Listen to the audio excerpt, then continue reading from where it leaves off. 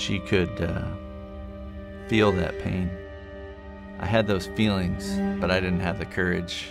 The woman I love more than anything else, she would hate me.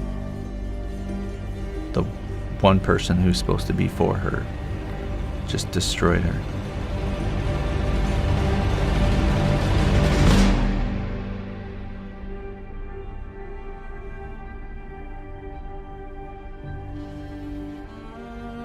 We started dating when she was a senior in college and I was here working.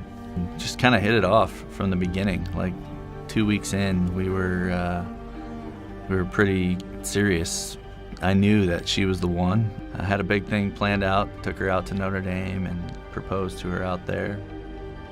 The first year was good. We had just built a new house, we moved in, we were just getting settled.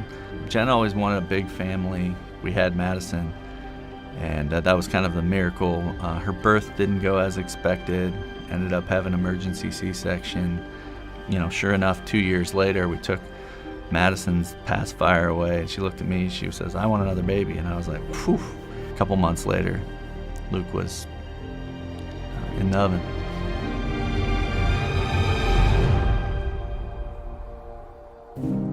I kind of got introduced to pornography at a young age. She had kind of knew about it somewhat, but it kind of became my little secret. I would think, it's not really a habit. I can stop whenever I want. At my worst and fully addicted, I was angry. I had a short temper at home with my wife, with the kids. I was just searching and trying to fill a void. Money, with status at a job, house, cars, things, women, and I go on a work trip and think, well, this will be the next thing. And I had an affair. I'm sitting there thinking, if I just hide it and bury it, then, she doesn't have to experience the pain. I don't have to experience to relive this pain. Came clean to myself and thought I was done, stayed true for a certain number of years. I just got to another weak point, succumbed to temptation again, and went on another trip, and it happened again.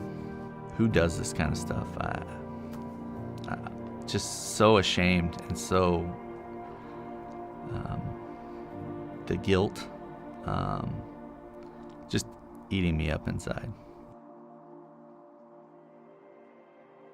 The pain is hard to put into words. It's the first time I felt what I would describe as an emotional event that was physically painful.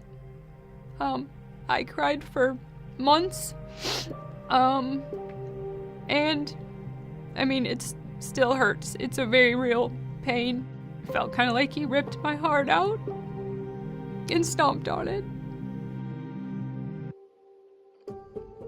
He wanted me to go on this last trip with him very badly. Part of me knew something wasn't right about the trip. Then when he came home, I knew it was time to get it all out. At first, he tried to tell me about the money, and I knew that wasn't what this was all about. We'd been there before. This was something more. I just couldn't lie anymore. And the pain on her face was... She ran out of the room, crying, uncontrollable crying. Life as I knew it was over. I was gonna have to get an apartment, see my kids on the weekends maybe, and that would be it. There's no way to recover. There's no coming back from cheating on your wife.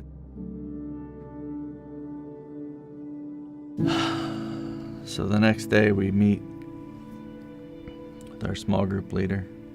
We're in this room where everything gets laid out and more pain comes. I always vowed that I wouldn't stick around, that I would leave. I've watched it happen over and over, and it's not healthy for the kids. It's not healthy for anyone to stick around and not be in. My small group leader grabs a Bible, starts reading Romans 8 and grabs onto me and asks me if I'm ready to let Jesus back in my heart. And I felt the power of the Holy Spirit right then. Somehow God's grace filled me up, and I saw him the way that Jesus saw him. We were both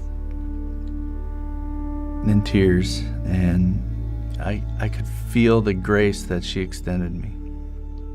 When this all first came out, we clung to each other and clung to Jesus. We didn't let anybody else in besides our small group leaders right away. We just knew that we were in this together and that Jesus was going to see us through. I started meeting with a counselor to help me with my addictions and how to become the man that I was supposed to be. In my mind, my identity was a liar and a cheater, and God broke that, changed it to the identity that it should be. The forgiveness is not a one-time thing. In the beginning, it was probably every 30 seconds to a minute. Every time something entered my brain, I had to decide again that I was going to stay and I was going to forgive him. I'll never forget going into our bedroom and trying to see where she was, and she was on the floor in the closet just weeping. And she just said it just hurts so bad. It was a big mess, and it hurt worse than anything's ever hurt in my whole life. But it also was worth it to be where we are today. She was Jesus. She was my hero. She pulled me out of the darkest place that I've ever been. I still have a lot of people who don't understand or believe why it went down the way it went down and why wasn't I mad and I should have been mad. But going through all of this to get where we are today was worth it for us. I just really think that if you are open and willing to God, that He does great things.